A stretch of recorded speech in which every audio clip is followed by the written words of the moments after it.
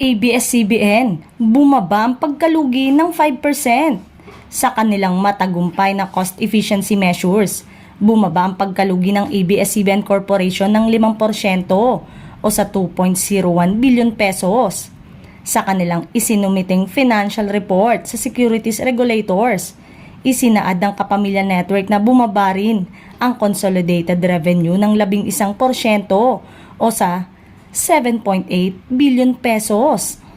Bumaba rin ang operating cost at expenses ng 4% dahil sa pagbawas sa facilities-related expenses sa cable at broadband sectors.